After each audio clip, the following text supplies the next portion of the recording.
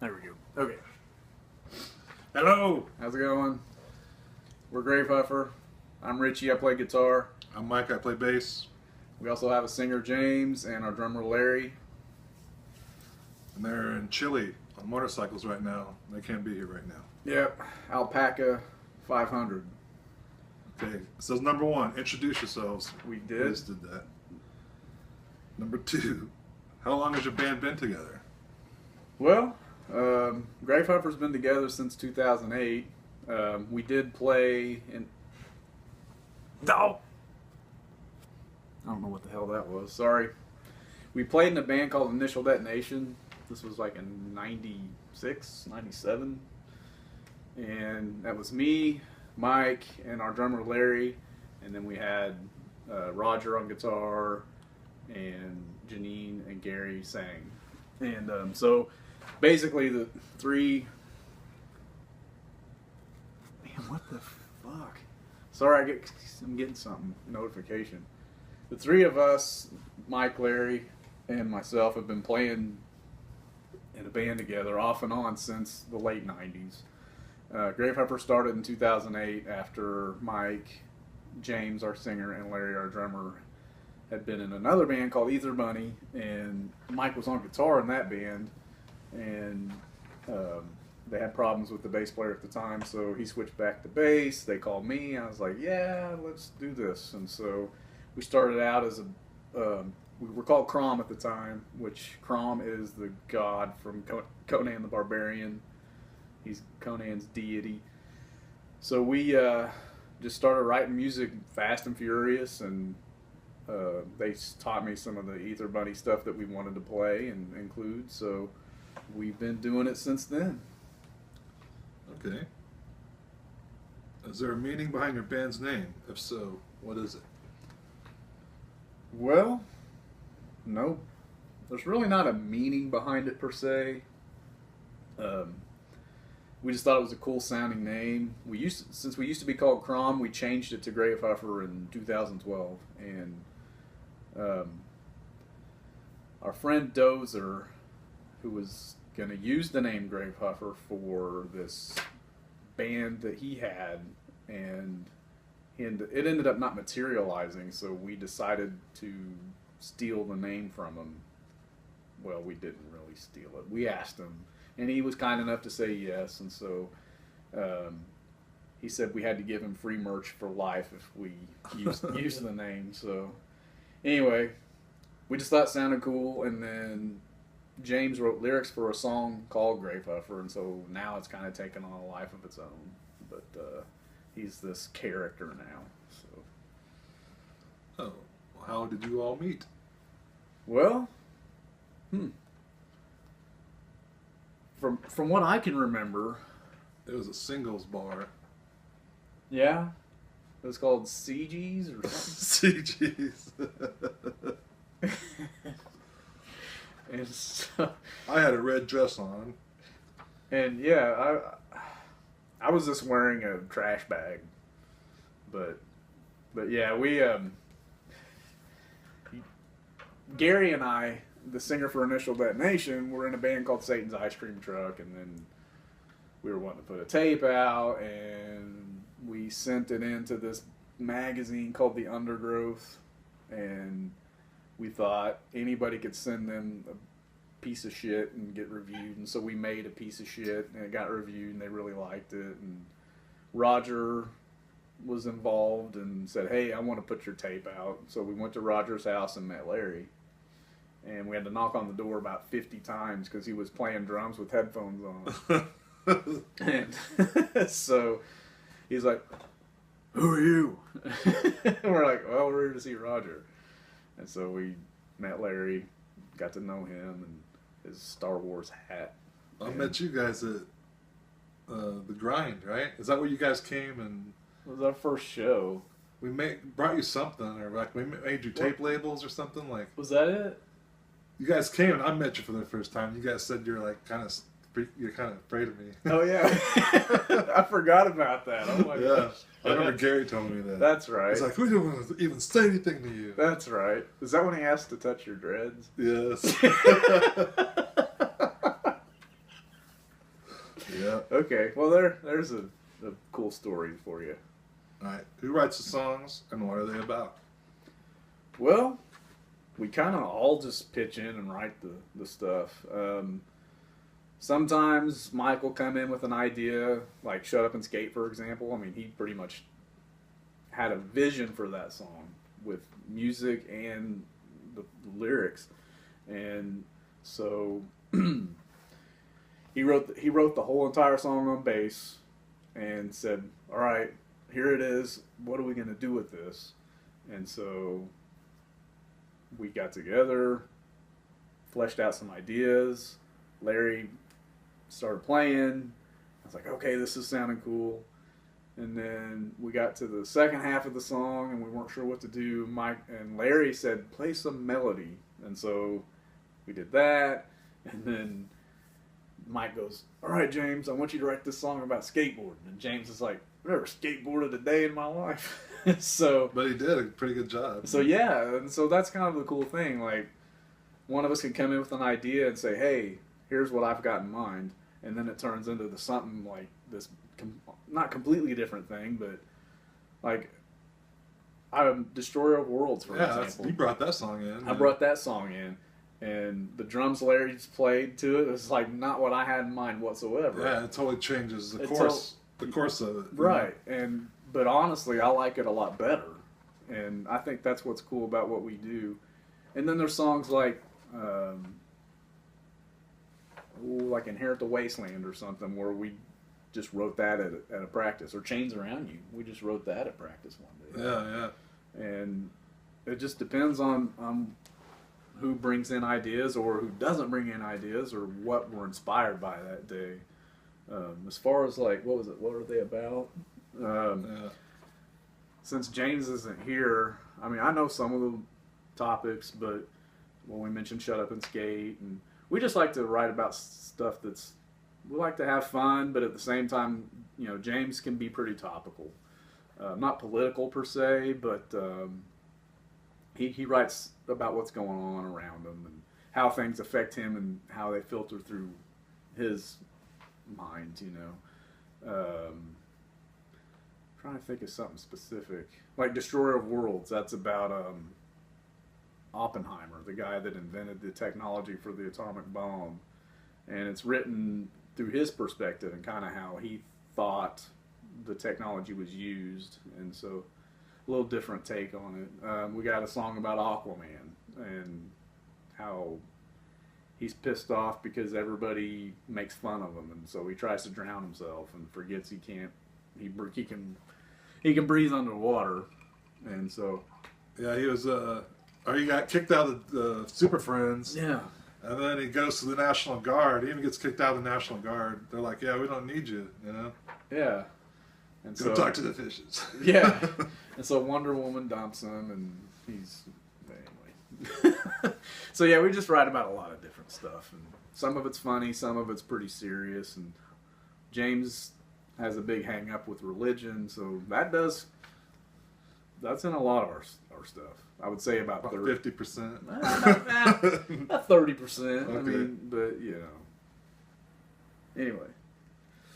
It says, describe your music to fellow listeners. Well, it's a lot of it's pretty fast. I think that we play faster than pretty much any other bands around here. I don't know why that is, but maybe it's just because of who we're into, and maybe being older guys too. But we're pretty varied too.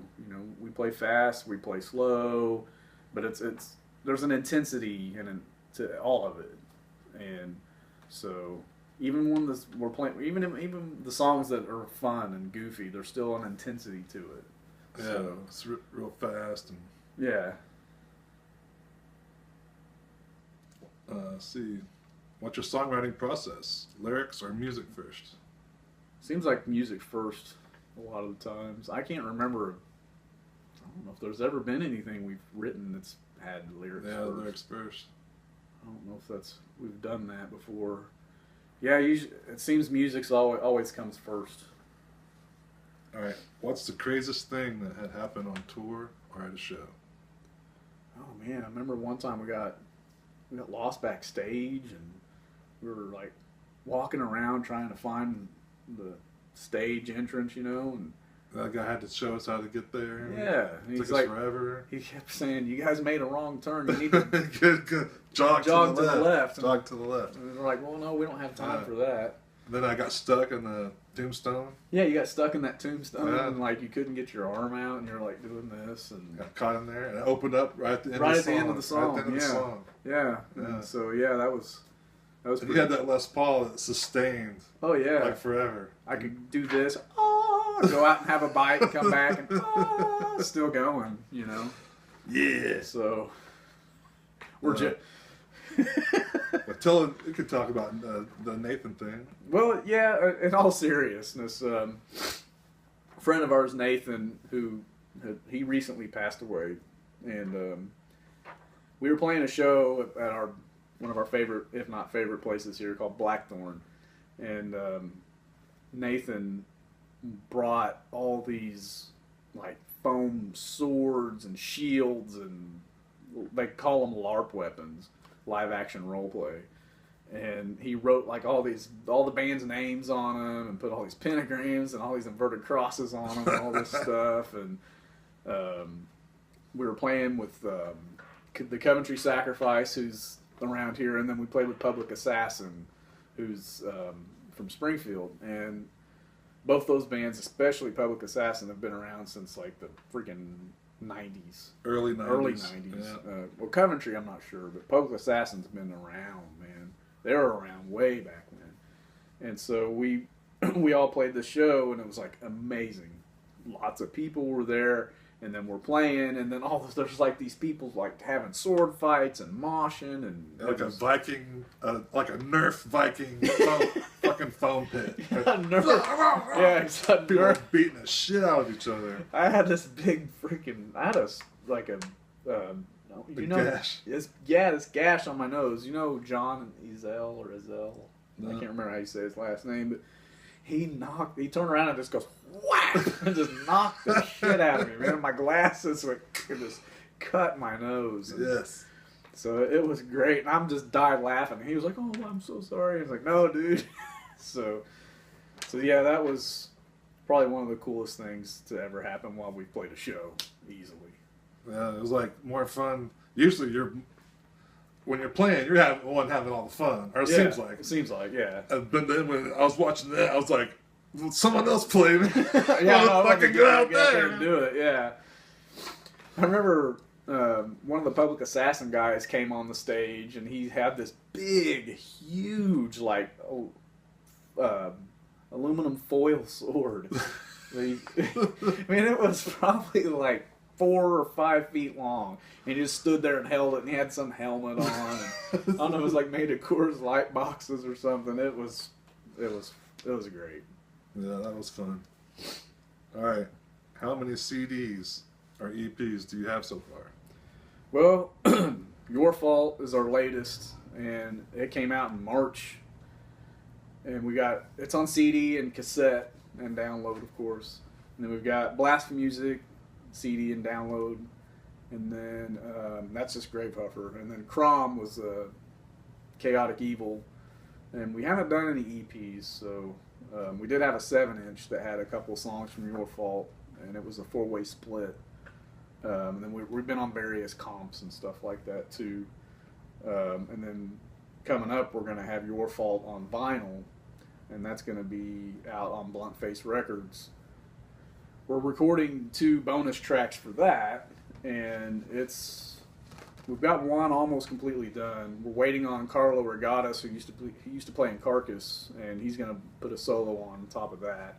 And then the next song, we've pretty much got the idea fleshed out. We just need to get it recorded and tweak some of the drum arrangements, and then do that and give it to the label, and they're going to start pressing up the record. But we're going to do like a pre-sale crowdfunding campaign starting sometime in August. So you're coming up real soon. So by the time this video's out, it may even be ready. Oh, cool. Yeah. And then we got this thing. Oh, yeah. This is a audio book on tape kind of thing. See, it's a cassette. Let's get close. There you go. This USB comes out of this cassette, and it's got everything we've ever recorded so far on this little cassette. And that's our videos too. The videos. Yeah, it's got every song we've recorded, the 3 most recent videos that we did, which Mike from Skunkworks Audio Unit put those together. Brad and Travis. And so though we're really proud of those, in particular the Kill for Sport video. It's Mike and Brad. They animated it and scanned it in, and Brad directed it, and it's kind of sick. Yeah, it's messed up. It's like it's kind of sick, tongue in cheek in a way. Yeah, it's funny. It's kind of funny, but it's like, oh my god, you know what the hell? Yeah, it's warped. Yeah, and twisted. So anyway, but it's on YouTube. Yep, too. it's on YouTube. And Shut Up and Skate. We did. We just compiled a bunch of footage from a bunch of local skaters, and put that together. And then Destroyer of Worlds, we got some of the atomic bomb footage, and of course Godzilla, and put that together in a lyric video. So because the lyrics on that song are really cool and pretty thought provoking. So that's the videos. James is kind of like goofy dude, but when you read his lyrics, you're like, sometimes I'm like, he didn't write that. I know, right? You're like, he thought, who the hell? Someone wrote that for right? me. He reads. I didn't know he could spell that word. Right. He's pretty well read, though. I mean, yeah, he really is. But he's always saying, "I'm smart." So you're always like, "Could you keep telling me you're smart?" What the fuck? That's hilarious. All right, influences. Oh boy. I think that's why we sound the way we do. We're so varied because we have so many influences. I can only speak for myself. I like a lot of like classic metal and thrash, and my punk influences are basically from meeting these guys. Prior to that, I was just those Sex Pistols and Ramones and just the real big classic stuff. But I remember flipping through my dad's records and seeing like Judas Priest and Rainbow and stuff like that, and Kiss, and thinking like, man, that's what I want to do. And so started listening to that, Deep Purple. My name's Richie, and I was named after Richie Blackmore from Deep Purple. My parents are pretty cool. And so I'm like, if I didn't play music, I'd be a failure or something. But so yeah, definitely old 70s rock up through like the 80s thrash into the 90s death metal for me. Morbid Angel, and even like the weird like Godflesh and Napalm Death and that kind of stuff. As far as to me, that's kind of recent, but that's like old school for most. Yeah, it is. So, but they're still kicking ass. Yeah, exactly. Yeah, the Napalm Death still puts out. Again, awesome they're still going crazy fast. Yeah. I saw them a couple years ago, and they were fucking insane. It was awesome. What about you? I like punk, crust stuff, like Doom, Discharge, Mob 47. I remember the first punk thing that I had like heard that wasn't like Ramones or Sex Pistols. It was the first Suicidal Tendencies. Mm-hmm. And when I heard that, like I knew, I was like, that's for me. Yeah. I was like, what is that? I took a whole world I don't know about. You know what I mean? Yeah. I was sucked in right away. I remember hearing that first Suicidal. I think I was like in middle school or something. This kid Jamie Garrity brought it on the bus. Oh yeah, I know him. Yeah, he brought it on the bus, and I was like, "What the hell is this, dude?" Yeah. I was like, "This is cool." Someone just slapped you upside the head. Yeah. Wow, look at this. What the hell? Yeah. Yeah. It's like because you're already into skateboarding, but hadn't found that edge of it. You know what I mean? That kind of fits with it. Yeah. And they were like Black Flag and like, just the door. It was like a dam busting open. And right. Yeah. Just buying records, like you just look at the artwork and look at the titles, like, yeah, I want to buy this. That's mine. Yeah. Yep. Exactly. You get turned on to so many different things, like Sabbath, like. Oh yeah, Sabbath, Voivod. Yeah, Voivod was badass. Yeah, they were real big. He listened to a little bit of everything, like Creator and Sodom. Yeah, all that German thrash. Yeah. We could go on forever. Neurosis, Nausea. And most of the times, like, you'd be skating a ramp or something, and someone would bring a new tape, like DRI. Yeah, DRI. That was up the ramp a lot. Yeah. Bob Marley, Yeah. People would just bring whatever, and that's when you got turned on. Mm-hmm. Just all these different friends bringing tapes. Like, hey, listen to this. Right. Man, yeah, that's totally true. Yeah, skating somebody's quarter pipe or whatever, or half pipe. Yeah, or, they got their jam box out there. Yeah, always. I always brought mine, dude, and I'd bring whatever, but yeah. I had one of those, like, double-sided tape holders. Oh, yeah, you know what I yeah. mean? You, like, load that motherfucker out every couple of days. You're like, I got this. I got this. Right? Hell yeah. Yep. All right, plans for the future. I think our immediate goals, I mean, correct me if I'm wrong, but it's getting this vinyl put out. And that's kind of our focus right now.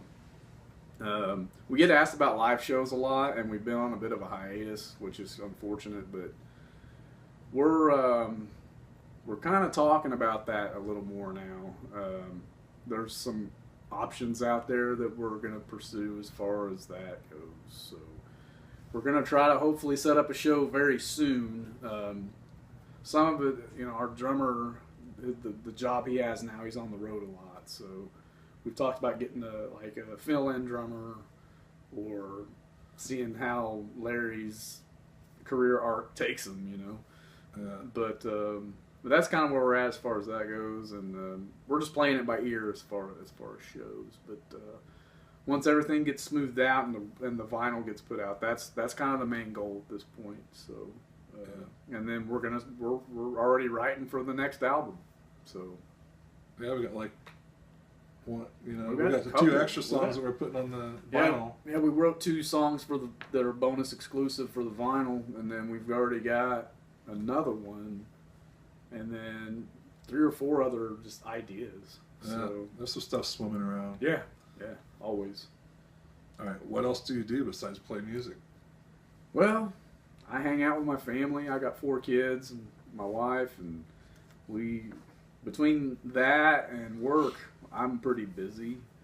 The kids, especially when school's in, they're always got something cool going on. And my oldest son plays trombone, which is pretty awesome. I get to experience a totally different style of music that I probably don't normally listen to. So, and I get to watch him grow as a musician, and we get to talk music and stuff. And he's got the very deep not knowledge. His knowledge is still building. He's got very deep appreciation for stuff that I don't want to say technical ability, but he can generally tell when something's cool and when something's not. His radar, you know what I mean? I mean, it's like he's getting a pretty good bullshit detector, I guess, and so that's fun. And speaking of Zach, we may have him play a couple of crazy notes on one of our new songs. We're talking about that. He keeps bringing it up. Yeah, that'd be cool. That'd be cool to have him do like a and then harmonize it. Yeah. Or something. Like a train crashing down. Exactly. You know what I mean? Yes. Yeah, it's like You're dead. Yeah, because that's what that part sounds like. It's so jacked up, but I mean, some of the new stuff we're writing doesn't sound anything like what we've done. So, anyway, but not on the bat. I mean, it's a logical progression. Yeah. So it's more. This is like our into the pandemonium. Yeah, we're not doing that. No. Vanity Nemesis. Yeah. No, we're not. No. I mean, there'll be cool little parts, that may be mellow or something, but it's not going to be goofy. I hope not. Oh, and I'm in a collective of guys, Skunkworks Audio Unit, and we take old silent films and we make soundtracks to them, and they're all on YouTube. If you want to look them up, Skunkworks is SKUNKWERX, an audio unit. You can watch them for free. There's 2 movies, and we're working on the 3rd one right now. That's about. What movies? Phantom of the Opera with Lon Chaney, and the Cabinet of Dr. Caligari, and we're doing Metropolis right now, which is going to be the best one because like everybody's like kicking ass on this one, you know. So and I've heard some of this, and it's awesome. I think this is going to be this is going to be the one. Yeah, you know? It's like ta-da, you know, right? like, yeah. If somebody wants, what do you do? This, you know. Check this out. Yeah. Let's see. Okay. What advice would you give fellow bands? Well, let's see if I can remember what I said. No. I would say to just be passionate about it, and you always want to have fun doing it. And you always want to have, like, a good relationship with everybody that you work with, too. Because there's nothing worse than, like, being in a band with people you don't like, you know? I mean, life's too short for that, man. I mean, so, honestly, all the bands I've been in, well, almost all the bands I've been in. The very first band I was in, the drummer was kind of a douche, but anyway, you know, it was just, I'll use that as an example. It held us back, you know. He didn't want to put the time in to be better. He didn't want to help out with funding the band or anything, you know. And so it was just the three of us trying to forward the band, getting held back by him, you know. So that's the thing, you know. You want to definitely be in a band that you have chemistry with, and you know, all that stuff. That being said, be passionate about it, but you want to, without making this sound like it's a job, you want to treat it seriously.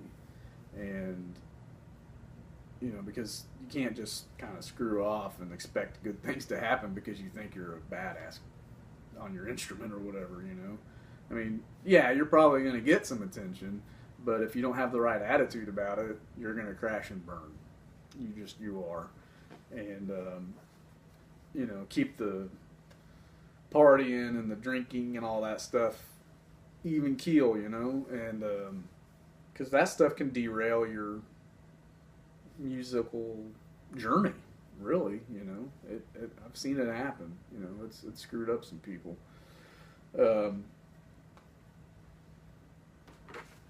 Also, Can't shoot off my test, man. I don't know if I have a whole lot more to add to that. I don't know. What do you think? I think you pretty much covered it. You gotta, like, it comes from the heart, and if you're faking it, everyone's gonna know. Mm-hmm. Number one, you're gonna know. Yeah. You know. I don't know.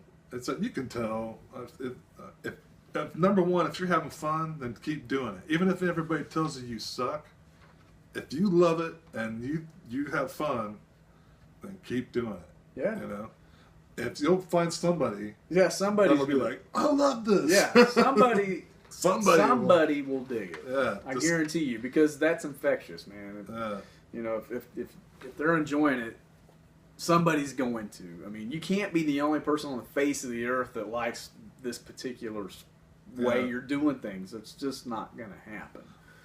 I'm going to fart on the snare drum and bang a tin can. Somebody's into it. Man. Yeah, I mean, that's true. Somebody be like, oh my God. They're like, oh, I have a whole album of those farters running through different effects. You know, the same song, all different effects. Yeah, 24 tracks. Yeah, like reverse reverb, and it's like, you know. And so it's this is the John Bonham. They did this one in a castle. You know? Farting in castles. Whoa! It's like the monks. You know, like. Whoa! Like. Yeah, Gregorian chants. Yeah. Gregorian chants on your butthole. Yeah. But they might open up a hole into another dimension. Like a wormhole. Yeah. A reverse wormhole. A brown wormhole. Okay. Social media, others can locate you on. Instagram, Facebook, YouTube, SoundCloud, Reverb Nation, Bandcamp. Go to our Bandcamp, gravehuffer.bandcamp.com. I don't know if I missed anything, but we're on all the social media. Just go. Everything. Everything. Anything else you'd like to Endorsements, Spectraflex, Killer Bee Guitars, Von York Strings, Sinister Guitar Picks. They're helping us out. We thank them so much. Blunt Face Records is putting out the record. Blunt Face Records. Reality Impaired. Reality Impaired. They're homies always. Yep. They've always done our stuff. So. And you for Wicked watching Bands. this and Thank buying you so stuff. much. Wicked Bands. Thank you so much.